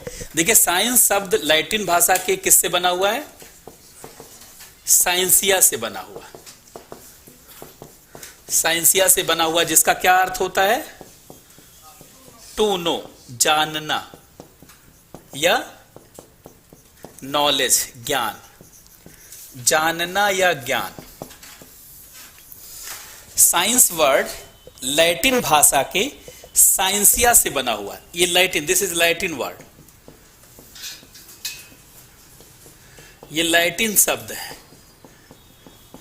इसी साइंसिया से साइंस बना हुआ है, जिसका अर्थ होता है जानना या ज्ञान। लेकिन ध्यान से सुनिएगा, भारत में इसका अर्थ ज्ञान नहीं है, नहीं तो इसका अनुवाद क्या कर दिया जाता, ज्ञान, लेकिन इसका अनुवाद ज्ञान नहीं किया गया। इसका मतलब ये कोई दूसरी चीज है और ये दूसरी चीज है। ध्यान से सुनिएगा, भारत में ज्ञान किसे कहा जाता है, स्वयं को जानना ज्ञान कहलाता है, और स्वयं को जानने वाला ज्ञानी कहलाता है। लेकिन पश्चिम में स्वयं को जानने को ज्ञान नहीं कहा जाता, वस्तुओं को जानना ज्ञान है। Study of spirit in object या स्टडी ऑफ ऑब्जेक्ट, वस्तुओं का ज्ञान पश्चिम में क्या है, ज्ञान है। इसीलिए हम लोगों ने इसका अनुवाद क्या कर दिया, विज्ञान। विज्ञान का मतलब वस्तु ज्ञान, ऑब्जेक्ट नॉलेज। ये ऑब्जेक्ट नॉलेज है, वस्तु का ज्ञान है, वस्तु का ज्ञान विज्ञान कहलाता है। बात समझ रहे हैं, वस्तु के ज्ञान को क्या कहा जाता है, विज्ञान कहा जाता है। तो साइंस का मतलब है वस्तु का ज्ञान, कोई भी ज्ञान नहीं बल्कि वस्तु का ज्ञान, ऑब्जेक्ट नॉलेज। जैसे किसी वस्तु में कैसे गुण छिपे हुए हैं, जैसे वस्तुओं में बहुत सारे गुण पाए जाते हैं। जैसे कोयले को शुरू में हम लोगों ने जलाया तो सोचा था कि इसमें खाली थर्मल प्रॉपर्टीज है, तापीय गुण है, बाद में पता चला इलेक्ट्रिकल प्रॉपर्टीज भी है, बाद में पता चला कि ऑप्टिकल प्रॉपर्टीज भी है, बाद में पता चला कि कोहेरेंस प्रॉपर्टीज भी है, बाद में पता चला कि मैग्नेटिक प्रॉपर्टीज भी है। भाई वही कार्बन कोयला है, लेकिन उसी कार्बन से ये बना हुआ, देखिए टच स्क्रीन, ग्राफीन, ये देखिए touch screen, carbon nano tube, जिससे ये क्या बना हुआ, पैनल फ्लैट हो गया। कैसे ये लैपटॉप कैसे बना हुआ, कार्बन नैनो ट्यूब। ये डिस्प्ले पैनल जो फ्लैट है, पहले डिस्प्ले पैनल ऐसे नहीं होता था, पहले डिस्प्ले पैनल ऐसे होता था। पहले टीवी आपको इतनी बड़ी खरीदनी पड़ती तो ऐसे पीछे टेबल खरीद के लाना पड़ता है कि, और इतनी बड़ी खरीदनी पड़ती तो इतना बड़ा आपको लाना पड़ता, और बहुत बड़ी खरीदनी पड़ती तो फिर पूरा आधा घर में टीवी होती, आधे घर में आप होते है कि नहीं। लेकिन अभी वर्तमान में फील्ड एमिशन डिस्प्ले की खोज हो गई है। फील्ड एमिशन डिस्प्ले किस पे बना होता, कार्बन नैनो ट्यूब। 2004 का नोबेल पुरस्कार दिया गया इसको। ये कैसे बना, उसी कोयले से। जो कोयला खाली जलता है, तापी गुण प्रकट करता है, वही कोयला जानते हैं, उसी कोयले से हीरा भी बना है, जो बहुत कठोर होता है, बहुत चमकीला। उसी कोयले से, उसी कार्बन से ही ग्रेफाइट बना हुआ है, जो अधातु होने के बाद भी धातुएं शर्माती हैं उसके सामने, इतनी ज्यादा कंडक्टिविटी, चालकता है उसमें। उसी से फ्लोरीन बना हुआ है, उसी से ग्राफीन बना हुआ है, उसी से कार्बन नैनो ट्यूब, और उसी से 4.5 लाख कंपाउंड बने हुए। बात समझ रहे हैं। तो इसका मतलब है हम लोगों को पूरी बस विषय वस्तु को जानना होगा। वस्तुओं का जब पूरा अध्ययन करेंगे तो वस्तुओं के अनंत गुणों का पता चलेगा, और जब अध्ययन नहीं करेंगे तो सीमित गुणों का ही उपयोग कर पाएंगे। शुरू में लोग क्या करते थे, कोयले को जला देते थे बस, और फेंक देते थे। बाद में जो कोयला जलाया, उसी कोयले का देखा कि अनंत उपयोग है, उसको जलाएं क्यों। कोयला 12 रुपए किलो, 15 रुपए किलो मिलता है, और ग्राफीन 10 अरब रुपए किलो है। दोनों में व्यापक अंतर है। इसका मतलब वस्तुओं का अध्ययन करके वस्तुओं के मूल्य को बढ़ाया जा सकता है, वस्तुओं के महत्व को बढ़ाया जा सकता है, वस्तुओं के उपयोग को बढ़ाया जा सकता है, वस्तुओं का अनंत उपयोग किया जा सकता है, और भविष्य की पीढ़ी के लिए संसाधनों को बचाया जा सकता है, ऑप्टिमम यूटिलाइजेशन किया जा सकता है। अगर क्वेश्चन आ जाए कि विज्ञान का क्या महत्व है, विज्ञान के अध्ययन का क्या महत्व है 50 शब्दों में, तो पहले विज्ञान एग्जैक्टली है क्या। क्योंकि बहुत लोग बचपन में रटे हुए क्रमबद्ध व्यवस्थित ज्ञान विज्ञान है, उससे नंबर नहीं मिलने वाला। उस सिविल सेवा की राइटिंग नहीं, सिविल सेवा में एप्लीकेशन लिखना होता, बेसिक्स एकदम हूबहू क्या है। किताबी वाली राइटिंग अगर लिखेंगे तो नंबर कट जाएगा। वास्तव में जैसे आया स्पेस टेक्नोलॉजी क्या है, इसके उपयोग को समझाइए, आम आदमी के जीवन में इसके उपयोग को समझाइए, तो आपको हूबहू। तो देखिए विज्ञान क्या है, ध्यान से सुनेंगे। विज्ञान वस्तु का ज्ञान है। तो आप कहेंगे फिर बायोलॉजी कैसे विज्ञान हुआ। उसमें तो लीवर पढ़ाया जाता है, उसमें तो किडनी पढ़ाया जाता है, उसमें तो मानव पढ़ाया जाता है, उसमें तो पौधा पढ़ाया जाता है, उसमें तो जानवर पढ़ाया जाता है। भले पढ़ाया जाता है, लेकिन जानवर को, मनुष्य को भी वस्तु की तरह पढ़ाया जाता है। जैसे पढ़ाया जाता है कि लीवर के ये काम है, किडनी के ये काम है, किडनी ऐसा, ये गलत पढ़ाया जाता है। जैसे पढ़ाया जाता है लीवर का, ये हर व्यक्ति का लीवर अलग अलग है, और सबके लीवर का अलग अलग जानते प्रॉपर्टीज है। हूबहू एक जैसी प्रॉपर्टीज नहीं है। इस दुनिया में कोई भी दो व्यक्ति एक जैसा नहीं है, हर व्यक्ति अपने जैसा है। आपका मस्तिष्क अपने जैसा, हमारा अलग है। आपका लीवर अलग है, हमारा लीवर अलग है। आपका किडनी अलग है, हाँ, लेकिन जब उसे पढ़ाते हैं तो वस्तु जैसा पढ़ाते हैं कि ये लीवर सामान्यतः इतना का होता है, इतना वेट होता है, ये एक काम है, ऐसा ऐसा नेचर। तो एक वस्तु जैसा हो गया अध्ययन की नहीं। अदरवाइज हर व्यक्ति का, जब दो व्यक्ति का डीएनए ही सीक्वेंस एक जैसा नहीं, तो दो व्यक्ति कैसे एक जैसा। कोई इस दुनिया में किसी के जैसा नहीं है, सब लोग अपने जैसे हैं। और सबके, जैसे डॉक्टर कहता 8 घंटा सोना चाहिए, ये सबके ऊपर थोड़ी लागू होता। डॉक्टर कलाम तो कभी 8 घंटे नहीं सोए, वो 1 बजे सोते थे और 5 बजे उठते थे। 4 घंटे से ज्यादा उन्होंने कभी, डॉक्टर कलाम का कहना था जो ज्यादा सोता है उसका दिमाग कमजोर हो जाता है। बहुत लोगों ने डॉक्टर कलाम से सवाल पूछा कि 7 घंटा 8 घंटा, उन्होंने कहा आपका दिमाग खत्म हो जाएगा 8 घंटा सोएंगे तो। ज्यादा सोने पे दिमाग की जानते सक्रियता कम हो जाती। और अगर 14 घंटा 15 घंटा किसी दिन सो के देख लीजिए, आप पूरा दिन भर सो के देख लीजिए, दिमाग फास्ट काम करता है क्या। एक लोगों ने कहा कि जब आराम करते हैं सर दिमाग तेज काम करता है। ये गलत सोच है आपकी। आराम कहां करते हैं, खाली चारपाई पे नहीं। आराम विचारों से भी होता है, आराम पॉजिटिव सोच से भी होता है। आराम खाली चारपाई सोने से नहीं होता। अब पता चला सो रहे हैं, टेंशन ले रहे हैं, बहुत लोगों को नींद नहीं आती 1 आध घंटे के अंदर, 2-2 घंटा लग जाता है सोने, नींद की गोलियां भी लेना पड़ता है। हम लोग हैं पर्सनली कभी 4-5 घंटे से ज्यादा सोते नहीं, कोई दिमाग कम काम करता है क्या? ऐसा नहीं। जानते, सोने से कहीं भी रिलेशन नहीं है शरीर के आराम का। हो सकता है मैं खड़ा हूं और मुझे आराम हो रहा हो सकता है मैं पढ़ रहा हूं और मुझे आराम हो रहा हो सकता है इस विषय से जुड़ाव हो जाए, और जहां पे जुड़ाव हो जाता है वहां क्षमता बढ़ जाती है। जैसे नजरिया बदलता है, नजारा बदल जाता है। खाने से ऊर्जा नहीं मिलती, सिर्फ खाने से। बात समझ रहे हैं? इसीलिए कहा जाता है कि आराम के लिए बहुत हल्का भोजन लेना चाहिए। शरीर सो करके आराम करेगी, उससे अच्छा कि आप हल्का भोजन लीजिए। 50% फल और सब्जियां लीजिए अपने भोजन में, बाकी अनाज को कम कर दीजिए, तो शरीर को वैसे आराम हो गया। अब शरीर को नींद की जरूरत नहीं होगी। जिस दिन आप ज्यादा खा लीजिए, आप देखिए तुरंत नींद आ जाती है कि नहीं? ज्यादा खाएंगे तो फिर ज्यादा सोना पड़ेगा। अब डॉक्टर कलाम बहुत कम खाते थे, तो उनको पहली बात तो खाने के नाते भी कम सोना है, और कई लोगों को खाने के नाते ज्यादा सोना पड़ता है कि नहीं? बहुत सारे जगहों पर, यहां तो फिर भी राजस्थान में नहीं, कम है। प्रयागराज में जाएंगे आप, इलाहाबाद, तो वहां सारे बच्चे दिन में सो जाते। 2 बजे के बाद क्लास चलाना ही संभव नहीं। कहते सर आप भी सो जाइए। सारे लोग कहते हैं यहां हनुमान जी भी आके सो गए थे, वहां लेटे हुए हनुमान जी। तो जानते, सारे स्टूडेंट दिन में सो जाते हैं और सबको कहते हैं सो जाइए। फिर अब क्लास चलेगी 5 बजे से, सो के जब आएंगे 3 से 5 बजे, 2 से 5 बजे के बीच में सो कर। अब सोने का कल्चर है कि नहीं? ऐसा लोग मानते हैं, ज्यादा खा के दाल चावल और सब सो जाते हैं। तो ऐसे में दाल भात चोखा भी खाते हैं, कहते हैं वो लोग, अलग अलग बोलते हैं। तो इसका मतलब है कि आपको आराम कैसे मिल रहा है, ये तो आपको डिसाइड करना होगा। हो सकता है आपको पढ़ने में ही आराम मिल रहा हो, तो फिर सोना कम पड़ेगा। हो सकता है कि आपको एक्सरसाइज करने में आराम मिल रहा हो, तो आपको सोना कम पड़ेगा। और जिसको एक्सरसाइज करने में थकावट हो रही है, एक्सरसाइज छोड़ दे, एक्सरसाइज करे ही ना, क्योंकि एक्सरसाइज से तो आपको एनर्जी मिलनी चाहिए ना, और आपको थकावट मिलके आई तो आप फिर अब वो काम मत करिए। इसका मतलब उसका तरीका आपको पता नहीं है अभी। योग करने से अगर परेशानी हो रही तो योग ही छोड़ दीजिए, फिर योग करने की क्या जरूरत है? रोज ध्यान लगाइए, ध्यान लग ही नहीं रहा है कुछ दूसरा हो जा रहा है तो जानते हैं, इसलिए जब जैसे पढ़ाई कर रहे हैं, पता चला मन ही नहीं लग रहा। बहुत लोग क्या करते हैं, ऐसे शरीर, हम सभी लोग शरीरधारी हैं, तो शरीर छोड़ करके बहुत लोग क्लास में चले जाते हैं और बाहर घूम रहे होते, कहते हैं बड़ा अच्छा है, सब गोपालपुरा बाईपास पे सारी कोचिंग आ गई यहाँ पे, है कि नहीं? शरीर यहाँ पे और मन उधर।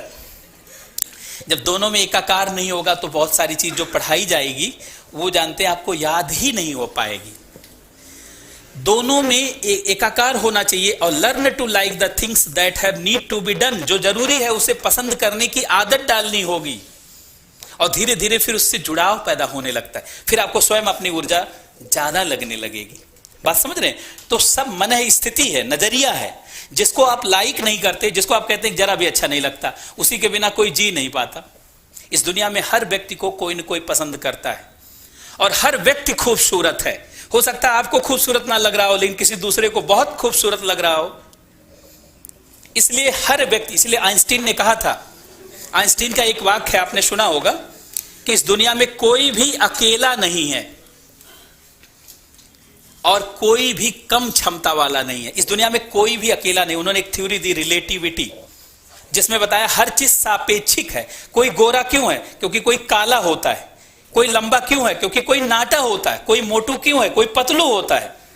दिन क्यों है? दिन क्यों है? क्योंकि रात होती। हर चीज सापेक्षिक है। ये जितना भी अस्तित्व है, द्रव्य है, सब सापेक्षिक है। कोई भी चीज, इसलिए आइंस्टीन का वाक्य है, इस दुनिया में कोई भी अकेला नहीं।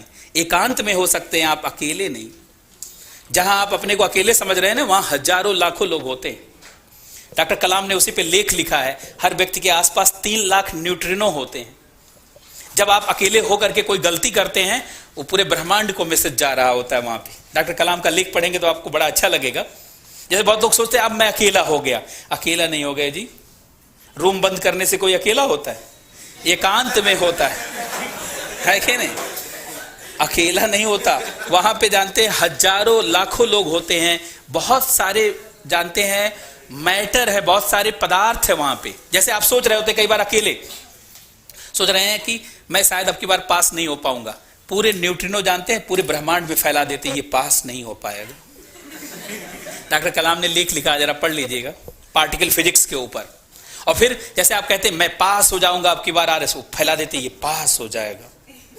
डॉक्टर कलाम ने लिखा है पॉजिटिव एनर्जी कैसे सर्कुलेट करती है ब्रह्मांड में, और कैसे पार्टिकल फिजिक्स, पार्टिकल उसके लिए जानते भूमिका का निर्वहन करते हैं।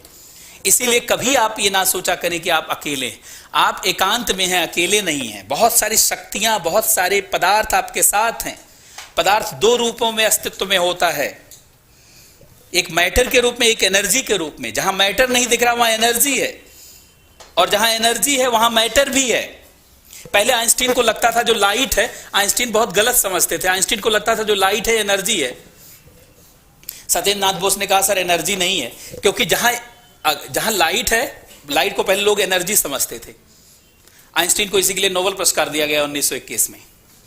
अगर एनर्जी होता तो मास क्या होता है इसका? जीरो, और जहां मास जीरो होगा वहां एक्स जीरो होगा, लंबाई, चौड़ाई और ऊंचाई, एक्स वाई जेड जीरो, और जहां ये तीनों जीरो होगा वहां टी क्या होगा? जीरो।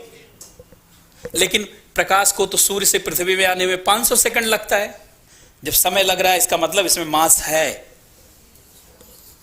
सत्येंद्र नाथ बोस ने कहा सर इसमें मास है, समय अदरवाइज लगता ही नहीं। फिर फोटो इलेक्ट्रिक इफेक्ट की खोज हुई। प्रकाश के विद्युत जो कण प्रकृति को बताता है, पार्टिकल नेचर को बताता है, Crompton effect, photo electric effect बताता है कि प्रकाश द्वैत प्रकृति का है, ड्यूअल नेचर का है। इसमें वेव नेचर भी है और पार्टिकल नेचर भी है, मास नेचर भी है। बोथ प्रॉपर्टी, दोनों प्रॉपर्टी है इसमें। तो इसका मतलब पदार्थ द्वैत है।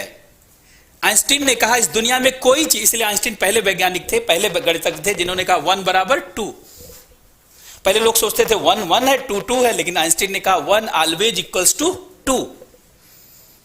2019 में यूपीएससी में सवाल आ गया इसी पे। द्रव्यमान समय लपेटे हुए है। 1 बराबर 2 कैसे होता है? जब किसी चीज को आप 1 कहते हैं इसका मतलब वो 2 है। जो चीज 1 है उसे जाना नहीं जा सकता। जैसे कैसे पता चलता है ये दिन है? क्योंकि रात होती है। कैसे पता चलता कोई गोरा है? क्योंकि कोई काला होता है। कैसे पता चलता कोई लंबा है? क्योंकि कोई नाटा होता है। तो कैसे पता चला कोई चीज 1 है? इसका मतलब 2 है वो। अगर 2 नहीं होगी तो जाना नहीं जा सकता। जो चीज 1 है उसे जाना नहीं। दुनिया में हर चीज सापेक्षिक है, रिलेटिव है। इसलिए आइंस्टीन ने कहा हर चीज द्वैत है, चाहे द्वैत है, चाहे विशिष्टा द्वैत है, लेकिन अद्वैत जैसी कोई चीज नहीं है। नॉन ड्यूअलिज्म का कोई एग्जिस्टेंस नहीं है।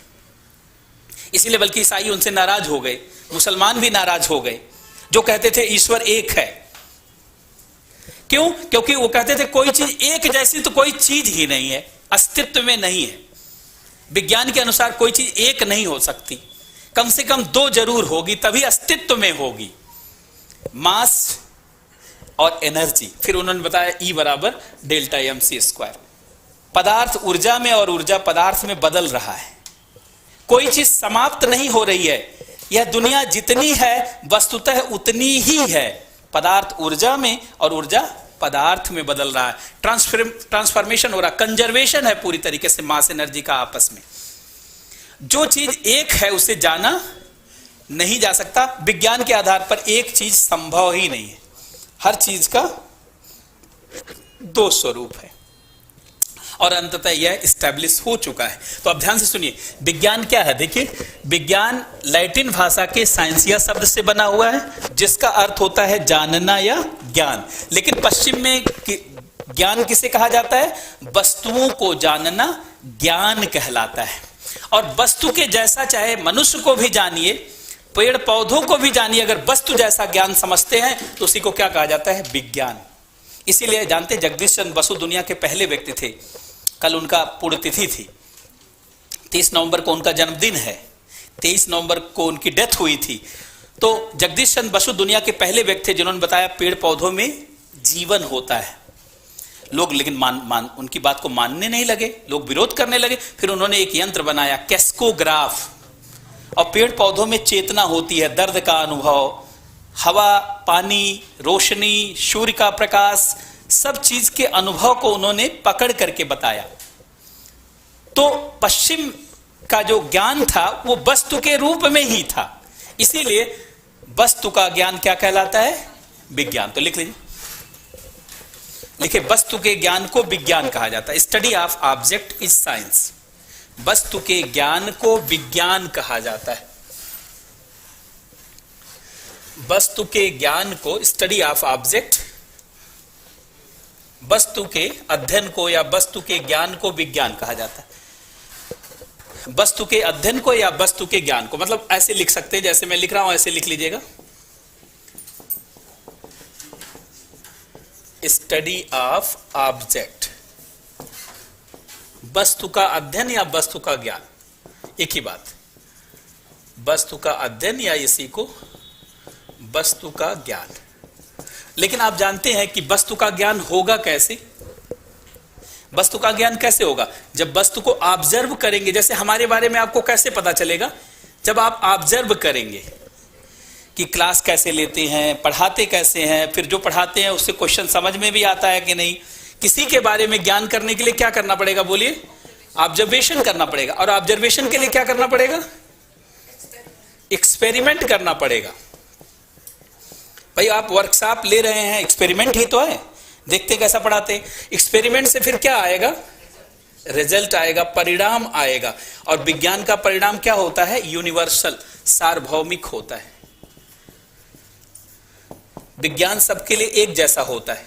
चाहे मैं ये मार्कर चलाऊं या जेठालाल चलाएं, रामलाल चलाएं, चाहे मैं ये लाइट जलाऊं, चाहे जेठालाल, रामलाल, चुन्नीलाल जलाएं, जलेगा कि नहीं? चाहे ये मैं मोबाइल चलाऊं, चाहे जेठालाल चलाएं, चलेगा कि नहीं? विज्ञान सार्वभौमिक होता है, सबके लिए एक जैसा होता है। कभी आपने सुना है कि हिंदुओं का फिजिक्स, ईसाइयों का बायोलॉजी और मुसलमानों की केमिस्ट्री निकालिए? होता ही नहीं। विज्ञान सबका एक है, धर्म सबका अनेक है। विज्ञान जोड़ता है, धर्म अलग करता है। विज्ञान सार्वभौमिक होता है। अगर क्वेश्चन आ जाए कि विज्ञान सार्वभौमिक होता है, 50 शब्दों में अपनी बात कहना, तो आपको पहले विज्ञान की परिभाषा लिखना होगा, फिर ये बात बताना होगा, और फिर बताना होगा कि कैसे सबके लिए, चाहे स्त्री हो, पुरुष हो, चाहे जानते बच्चा हो, बुजुर्ग हो, चाहे पढ़ा हो, अनपढ़ हो, विज्ञान सबके लिए एक जैसा व्यवहार करता है। अच्छा, लेकिन ध्यान से सुनिए, ऑब्जर्वेशन के लिए क्या करना पड़ेगा आपको? भाई ऑब्जर्व हर आदमी थोड़ी ऑब्जर्व कर सकता है किसी को। जैसे आप मुझे ऑब्जर्व कब कर पाएंगे? जब थोड़ा बहुत पढ़े लिखे होंगे, महसूस करने वाले होंगे, तभी जान पाएंगे क्या बोल रहे हैं, क्या नहीं बोल रहे हैं। ऑब्जर्वेशन के लिए क्या चाहिए?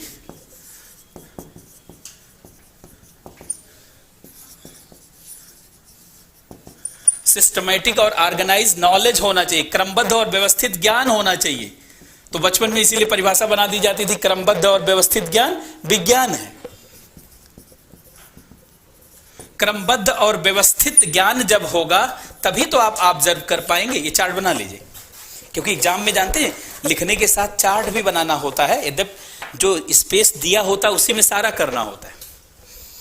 कोशिश क्या करें, हर आंसर में कोई न कोई चार्ट बनाएं, कोई न कोई डायग्राम बनाएं, कोई न कोई फिगर बनाएं, उससे नंबर बढ़ जाता है। स्टडी ऑफ ऑब्जेक्ट, ऑब्जेक्ट की समझ के लिए ऑब्जर्वेशन, एक्सपेरिमेंट, रिजल्ट, यूनिवर्सल, और ऐसे लिख दीजिए।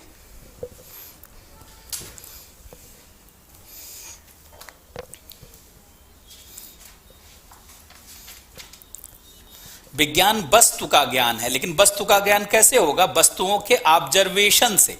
और ऑब्जर्वेशन के लिए परीक्षण करना होगा, और तब परीक्षण करेंगे तब पता चलेगा वस्तुओं में विद्युतीय गुण, चुंबकीय गुण, प्रकाशीय गुण, रासायनिक गुण, तापीय गुण सब है इसके अंदर। Electrical property, magnetic property, optical property, chemical property, coherence property.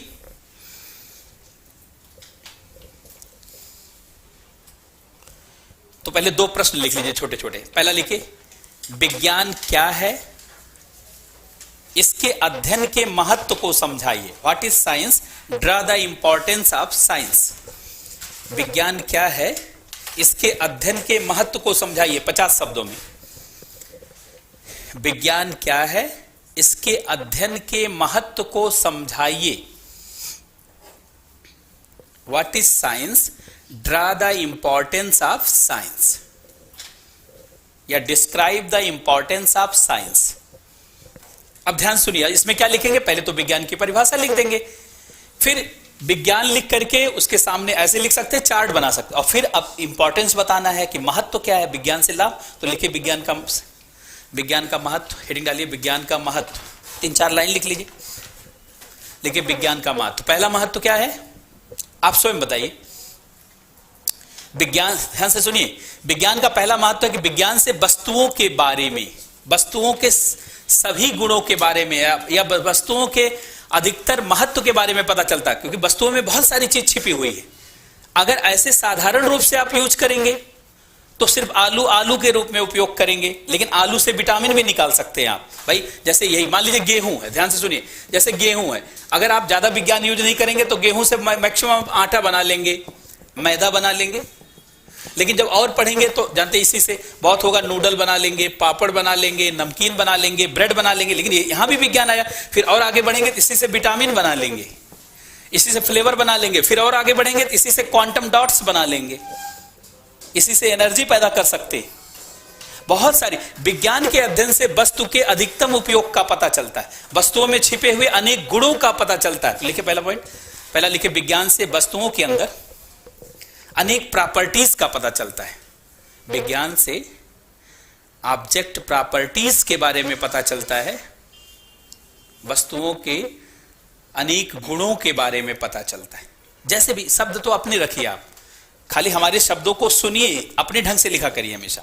धीरे धीरे आदत होगी स्वयं पे, अपना हाथ जगन्नाथ, अपनी क्षमता का विकास करना है आपको, है कि नहीं। तो ध्यान से सुनिए, आपको जैसे हमने कहा कि विज्ञान से क्या होगा, वस्तुओं के अनेक गुणों का पता चलेगा। जब अनेक गुणों का पता चलेगा तो वस्तु का अधिकतम उपयोग संभव होगा कि नहीं। दूसरा लिखिए ऑप्टिमम यूटिलाइजेशन ऑफ रिसोर्स, लिखिए वस्तुओं के अधिकतम उपयोग, लिखिए वस्तुओं के अधिकतम उपयोग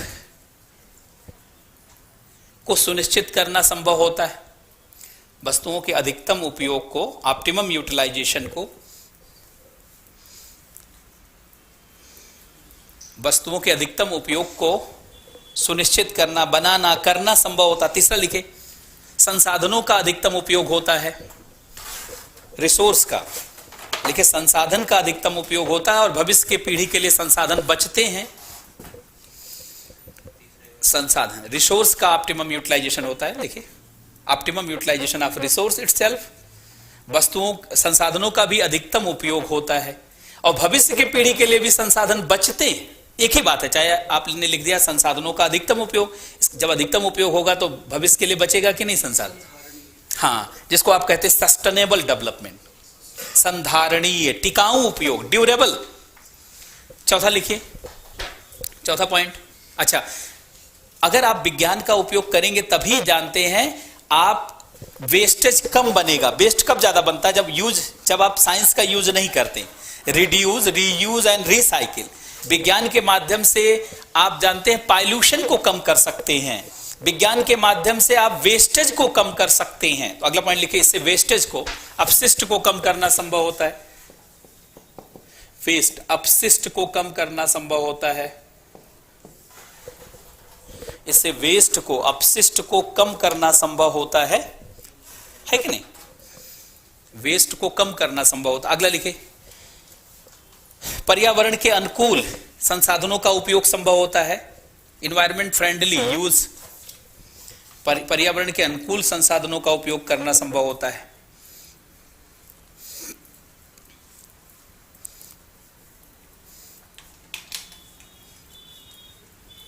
पर्यावरण के अनुकूल। अच्छा, इसके अलावा मानव के उपयोग के लिए अनेक प्रकार की सुविधा मिलती है। अगला लिखिए, अनेक प्रकार की वस्तुएं और सुविधाएं प्राप्त होती।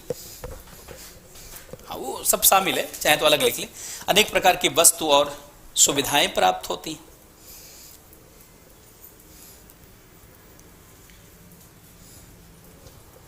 समझ पा रहे हैं ना। देखिए, विज्ञान से ही ये सब संभव हुआ है। अगर विज्ञान नहीं होता तो क्या ये सब संभव होता। आप ध्यान सुनिए, छोटी सी एक बात सुन लीजिए।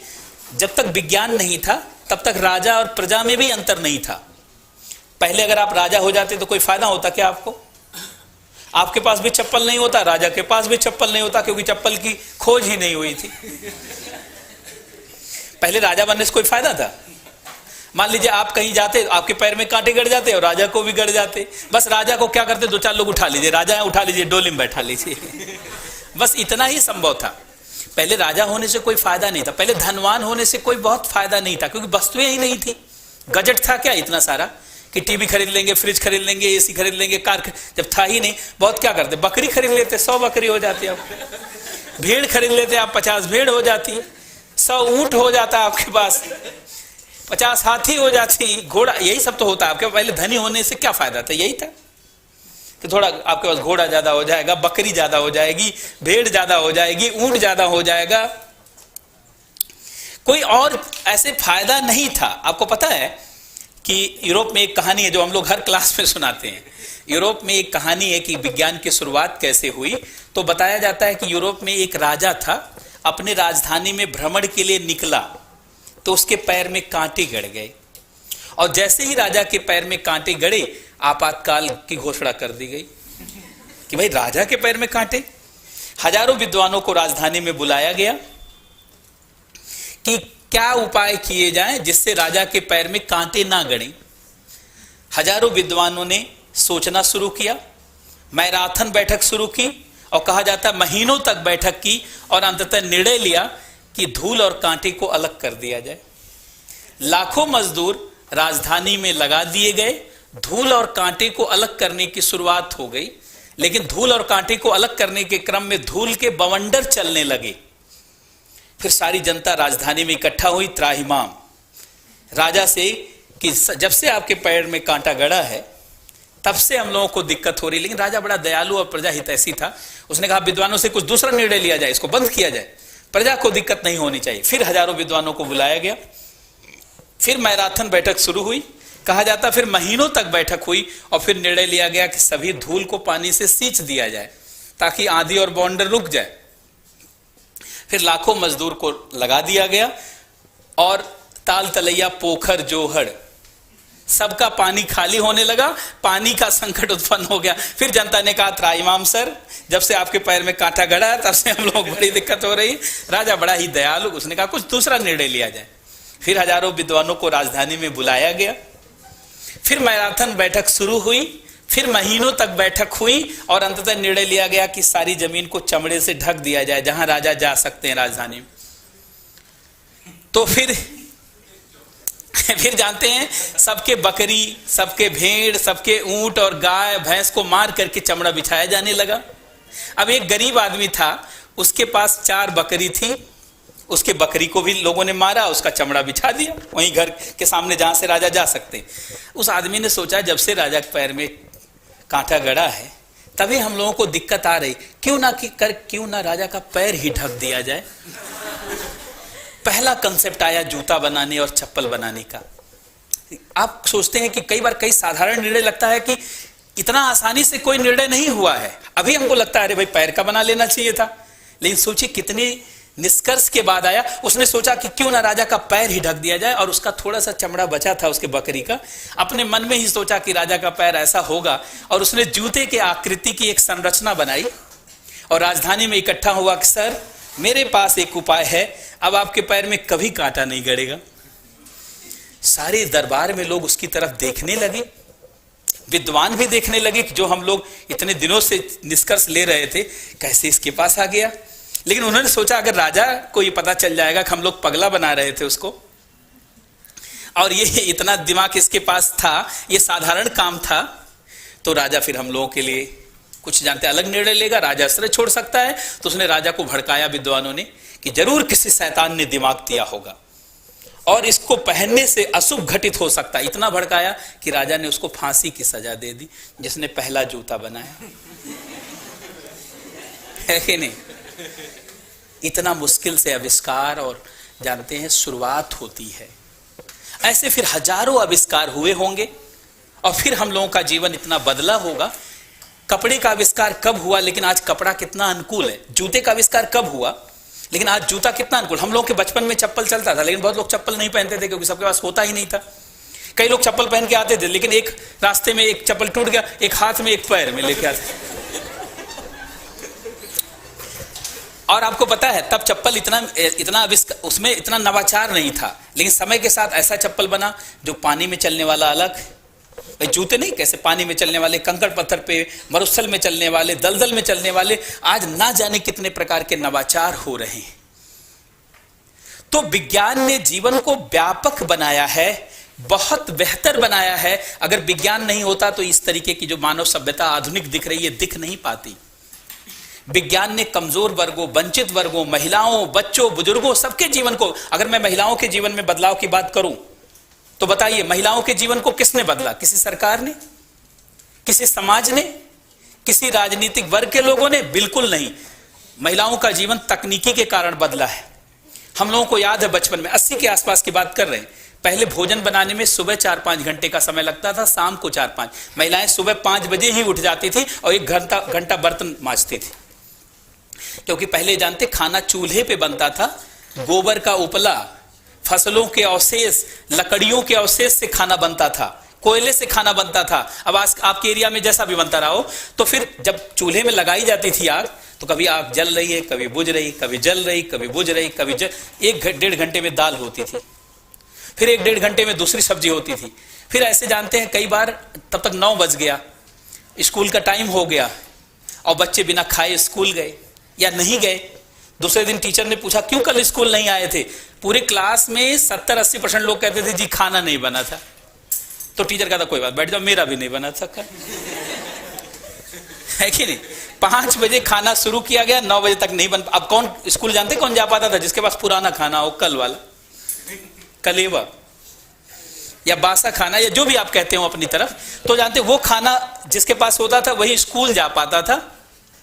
और फिर शाम को महिलाएं 4 बजे ही आग जला देती थी या बर्तन मांजती थी, 5 बजे जला देती थी, 8-9 बजे तक खाना। सोचिए 8 घंटा खाना बनाने में लगता था। लेकिन किचन की तकनीकी में व्यापक आविष्कार हुआ। गैस चूल्हा, इंडक्शन चूल्हा, सोलर कुकर सहित तमाम जानते कुकर, जूसर, मिक्सर, ग्राइंडर जैसे अनेक आविष्कार किचन में हुए, जिसके नाते सुबह का 4-5 घंटे 1 घंटे में बदल गया और शाम का 4-5 घंटे 1 घंटे में बदल गया। कई बार तो आधी घंटे भी खाना बनाने में नहीं लगता और बर्तन कम गंदा होता है, जिसके नाते 10 मिनट में बर्तन साफ करने में 10 मिनट लगता है। तमाम डिटर्जेंट आ गए हैं, जिसके नाते 8 घंटे में सिर्फ महिलाओं को अब 2 घंटे काम करना पड़ता। तो 6 घंटे किसने आजाद किया महिलाओं को? किसी सरकार ने, किसी समाज ने? तकनीकी ने आजाद किया। अब वो 6 घंटे जो बचा, अब उस 6 घंटे का महिलाएं कुछ भी कर सकती हैं, चाहे पढ़ाई लिखाई कर सकती हैं, चाहे आराम कर सकती हैं, चाहे टीवी देख सकती हैं, चाहे कुछ भी कर सकती हैं। अर्थात उस 6 घंटे का तो किचन की टेक्नोलॉजी में व्यापक आविष्कार। मान लीजिए क्वेश्चन आ जाए कि महिलाओं के जीवन को बदलने में विज्ञान और तकनीकी का क्या रोल रहा, क्योंकि आपके कोर्स में लिखा ना everyday life, chemistry in everyday life, physics in everyday life, science and technology in everyday life. या ऐसे कमजोर, ऐसे बच्चों और बुजुर्गों के, पहले आप जानते पहले लोग ये नहीं कहते थे पर डे नहाइए, लोग कहते थे इस हफ्ते जरूर नहा लीजिए। टीचर भी कहता था इस हफ्ते नहा लेना है, क्योंकि पहले नहाना इतना आसान काम नहीं था। पहले गीजर वगैरह नहीं था, ये रॉड वगैरह नहीं था। पहले जानते हैं पानी को खौलाना पड़ता था और दादी वगैरह, बड़े सब घरों में बड़ी जो दादी होती थी वही पानी खौलाती हो, कहती 1-1 नंबर पे सब लोग आइए नहाते जाइए। पूरा नहाने में आज 2 बज जा रहा है। पहले पानी गर्म हुआ, कोई नहाया। जब जाड़ा आता है, जनवरी का समय बड़ा मुश्किल समय हो जाता था। उस समय में जब पूरा दिन भर पानी गरमाया जाता था, तब लोग जानते नहा पाते थे। लेकिन आज तकनीकी के कारण, किचन की तकनीकी के साथ साथ बाथरूम की तकनीकी में व्यापक आविष्कार हुआ है, जिसके नाते 12 महीने एक जैसा शेड्यूल आपका हो सकता है।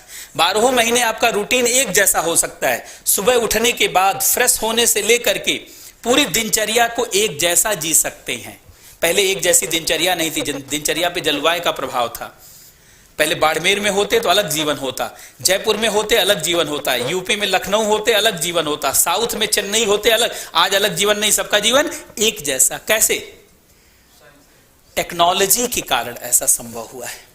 पहले लोग कहते थे चंडीगढ़ आइएगा, अपना घर दिखाएंगे, आइएगा अपनी माँ से मिलवाएंगे। लोग कहते हैं आने की क्या जरूरत, वीडियो कॉल करके दिखा दो घर अपना। पहले लोग कहते थे आइए दिखाएंगे हमारा खेत कैसा लगता है, कैसे हमारी फसलें हो। लोग कहते हैं अभी दिखा दीजिए। लेकिन पहले क्या ऐसा संभव था? लेकिन टेक्नोलॉजी के बल पे ये सब संभव हुआ है कि नहीं? तकनीकी ने मानव जीवन को व्यापक रूप से प्रभावित किया, तो उसमें विज्ञान का ही तो मुख्यतः रोल रहा है। तो क्या आप समझ पा रहे हैं विज्ञान का रोल? तो साइंस है ये। अब देखिए, साइंस आपने समझ लिया, और साइंस की शुरुआत वैसे तो प्राचीन समय में थेल्स के द्वारा की गई, लेकिन आधुनिक समय में गैलीलियो।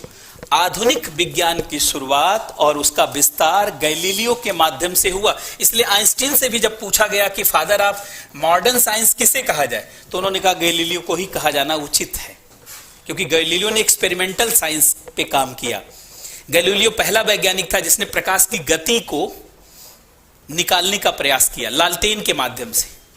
पूरी रात भर गैलीलियो जानते पहाड़ी पे बैठा रहता था, एक पहाड़ी पे एक लालटेन, दूसरी पहाड़ी पे दूसरा लालटेन, और प्रकाश की गति मापता था।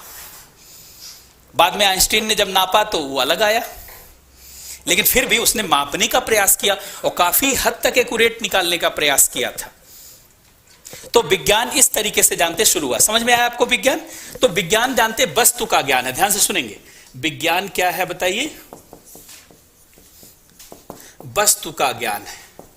अच्छा, वस्तु का ज्ञान होगा तो ध्यान से सुनेंगे, तब पता चलेगा। अगर विज्ञान का एक थोड़ा एग्जांपल दे दें आपको ताकि आप समझ जाएं वस्तु का ज्ञान कैसे। जैसे कोई भी वस्तु दो ही रूप में पाई जाती है, या तो मैटर, या तो एनर्जी, या तो द्रव्य के रूप में, या तो ऊर्जा के रूप में वस्तु पाई जाती है। बात समझ? पूरा अस्तित्व इसी रूप में होता है, इसके अलावा किसी और रूप में नहीं होता। अगर आप देखेंगे तो वस्तुएं कैसे बनी हुई हैं, तो किसी भी वस्तु का एग्जांपल ले लीजिए। मान लीजिए मैंने चट्टानों का एग्जांपल ले लिया। चट्टान भी क्या है बताइए? एक वस्तु है, चाहे आग्नेय चट्टान हो, चाहे अवसादी चट्टान हो, चाहे रूपांतरित हो, चाहे इग्नियस रॉक्स हो, सेडिमेंट्री रॉक्स हो, मेटामॉर्फिक रॉक्स हो, सारा क्या है? चट्टान। और चट्टान किससे बने हुए हैं बताइए? मिनरल से बने, खनिज से बने हुए हैं। और खनिज किससे बने हुए हैं बताइए? कंपाउंड से। और कंपाउंड किससे बने हुए हैं? एलिमेंट से। एलिमेंट किससे बने हुए हैं? एटम किससे बने हुए हैं? इलेक्ट्रॉन, प्रोटॉन और इलेक्ट्रॉन किससे बना हुआ है? लेप्टॉन से।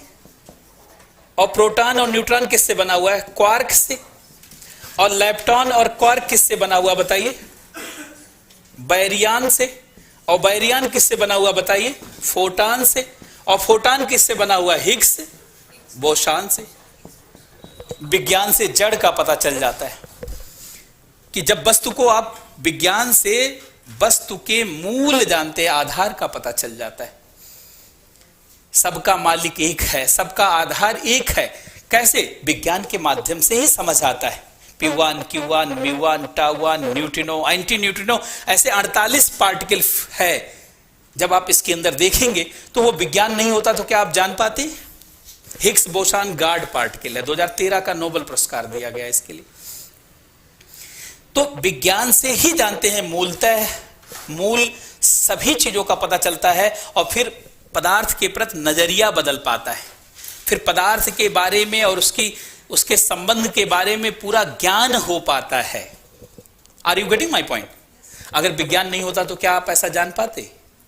नेवर, कभी नहीं जान पाते। आपको पढ़ाएंगे मैटर वगैरह तो आप देखेंगे कि मैटर को जब हम देखिए, कोई भी पदार्थ अगर देखे भौतिक रूप से, पदार्थ 5 प्रकार का होता है: ठोस, द्रव, गैस, प्लाज्मा और Bose-Einstein condensate. Solid, liquid, gas, plasma. बचपन में हम लोगों को 3 ही चीज पढ़ाई जाती थी: सॉलिड, लिक्विड, गैस, प्लाज्मा, क्योंकि 1984 में प्लाज्मा की खोज हो गई थी। लेकिन अब पदार्थ 5 प्रकार के हैं: solid, liquid, gas, plasma, Bose-Einstein condensate. 2012 में खोज हो गई, 4 जुलाई 2012 को। तो पदार्थ पंचभूत हैं। भारत में पहले से कहा जाता था पदार्थ पंचभूत है: छित, जल, पावक, गगन, समीर।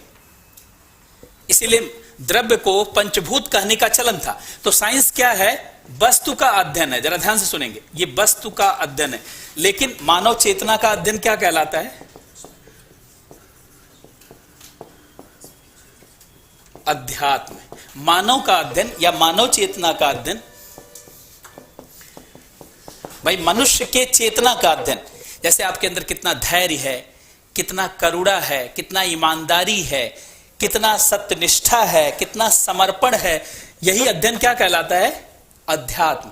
तो वस्तु के चेतना का अध्ययन विज्ञान है और मानव के चेतना का अध्ययन अध्यात्म। लेकिन मानव की चेतना का ज्ञान कैसे होगा?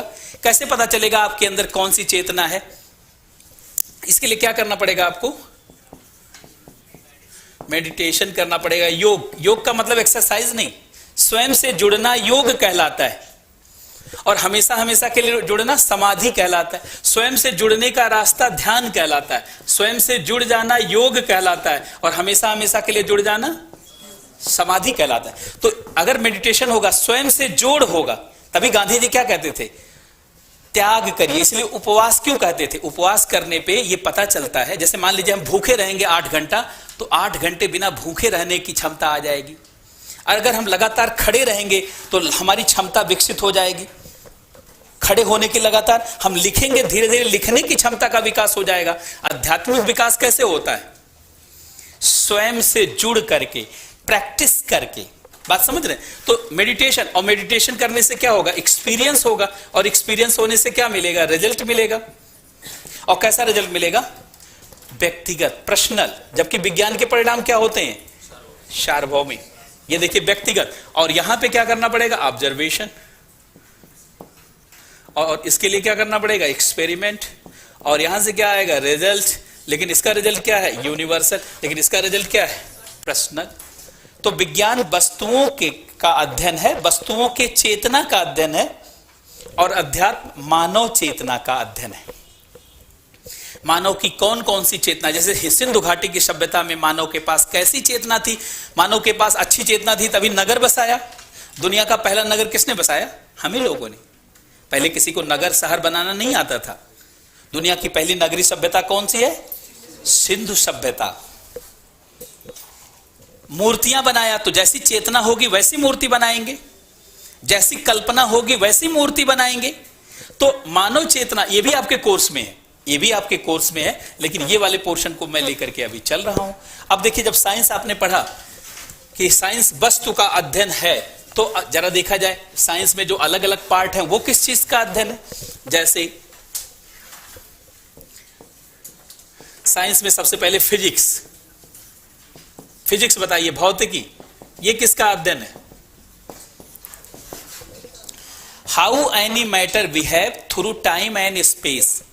कोई भी पदार्थ या द्रव्य समय और स्थान के साथ व्यवहार कैसे करता है। भाई ये वस्तु का अध्ययन है ना, चाहे मैं वस्तु कहूं, और वस्तु को 2 भागों में बांट सकते हैं, चाहे मैं मैटर कहूं या एनर्जी कहूं, है कि नहीं। कोई भी पदार्थ, कोई भी वस्तु, या मैं सीधे बोलूं, कोई भी वस्तु, हाउ एनी ऑब्जेक्ट, कोई भी वस्तु समय और स्थान के साथ, 2 शब्द है, एक शब्द है टाइम और दूसरा शब्द है स्पेस। कोई भी वस्तु, टाइम, समय और स्थान। स्थान को जानते हैं, यहां पे क्या बोला जाता है, स्पेस। कोई भी वस्तु समय और स्थान के साथ कैसे बिहेव करती है, how any object behave through time and space, कैसे व्यवहार करती है,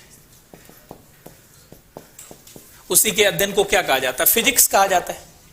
कोई भी वस्तु समय और स्थान के साथ कैसे व्यवहार करती है, तभी इसमें स्पीड पढ़ा जाता है, वेलोसिटी पढ़ा जाता है, डिस्टेंस पढ़ा जाता है, डिस्प्लेसमेंट पढ़ा जाता है, ग्रेविटेशन पढ़ा जाता है, ऑप्टिक्स पढ़ा जाता है, सब चीज पढ़ा जाता है कि समय और स्थान के साथ कोई वस्तु कैसे व्यवहार करती है। इसके अध्ययन को क्या कहा जाता है, तो लिखिए पहले फिजिक्स, लिखिए कोई भी वस्तु समय और स्थान के साथ कैसे व्यवहार करती है। कोई भी वस्तु, how any object behave through time and space, कोई भी वस्तु समय स्थान के साथ कैसे व्यवहार करती है, इसी को भौतिकी कहा जाता है। कोई भी वस्तु, how any object behave through time and space, कोई भी वस्तु समय और स्थान के साथ कैसे व्यवहार करती है, उसी को फिजिक्स कहा जाता है। लिखिए, इसका जनक गैलीलियो को माना जाता है। Father of physics is Galileo. इसका जनक गैलीलियो, जिन्होंने 1609 में टेलीस्कोप की खोज करी थी, इसका जनक गैलीलियो को माना जाता है, क्योंकि गैलीलियो ने टेलीस्कोप से, जानते हैं, 1609 में बताया हाउ यूनिवर्स बिहेव, कैसे ये पूरा ब्रह्मांड व्यवहार कर रहा है। वस्तु को बड़ा बोलना है तो बोल दीजिए how any universe behave through time and space, how universe behave through time and space. अच्छा, केमिस्ट्री क्या है? अब दूसरा लिखे केमिस्ट्री, सॉरी दूसरा लिखेंगे केमिस्ट्री क्या है कि नहीं?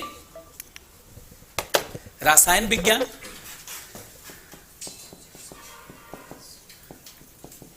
रासायन विज्ञान। अब देखिए रासायन विज्ञान में भी वस्तु का ही अध्ययन है, लेकिन कैसे? ध्यान से सुनिएगा, वस्तु के किस चीज का अध्ययन है? कोई बोले? देखिए इसमें 3 चीजों का अध्ययन, एक तो उसका स्ट्रक्चर कैसा है, दूसरा उसका कंपोजिशन कैसा है, और तीसरी उसकी प्रॉपर्टीज कैसी है। मतलब उस वस्तु की संरचना, वस्तु का संगठन और वस्तु के गुण धर्मों के अध्ययन का विषय, और रासायनिक क्रिया के दौरान होने वाले चेंजेस, परिवर्तन, and the change undergone chemicals है कि अंडरगॉन रिएक्शन, मतलब चेंजेस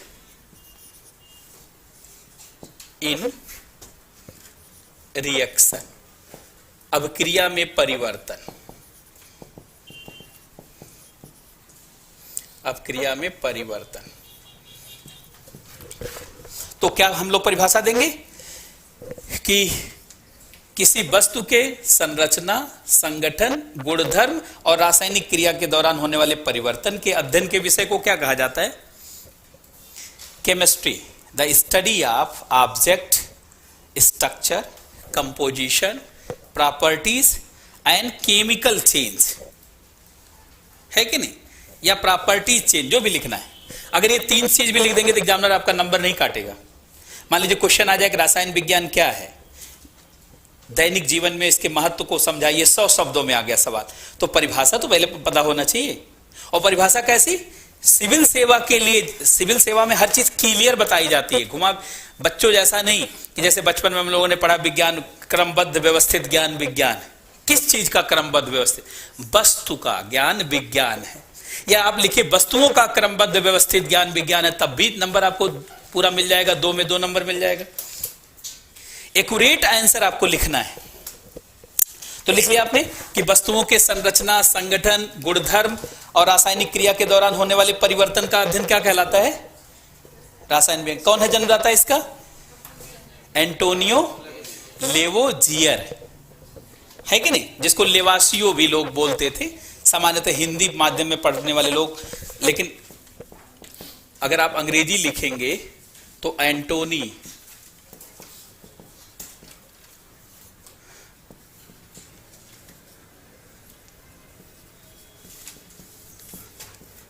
लेवोजियर लिखा जाता है। एंटोनी लेवोजियर मतलब लेवासियो, इसका जन्मदाता कौन है? लेवासियो। अच्छा, अब बायोलॉजी क्या है बताइए? बायोलॉजी ये भी तो वस्तु का ही अध्ययन है, लेकिन वस्तु का जीवन के रूप में अध्ययन है। ये देखिए 2 शब्दों से बना हुआ है, बायोस और लोगस। ये बायोस और लोगस। बायोस मीन्स क्या होता है? लाइफ, और लोगस मीन्स क्या है? स्टडी। इसका मतलब जीवन के अध्ययन का विज्ञान। ये जीवन है और ये अध्ययन है, तो वस्तु का जीवन के रूप में अध्ययन या जीवन के अध्ययन के विज्ञान को जीव विज्ञान कहा जाता है। Study of life, study of life लिख लीजिए। वस्तु के अध्ययन को, सॉरी, जीवन के अध्ययन को जीव विज्ञान कहा जाता है, स्टडी ऑफ लाइफ। जीवन के अध्ययन को जीव विज्ञान कहा जाता है। इसके जन्मदाता अरस्तु हैं और भारत में पुष्पमित्र भार्गव।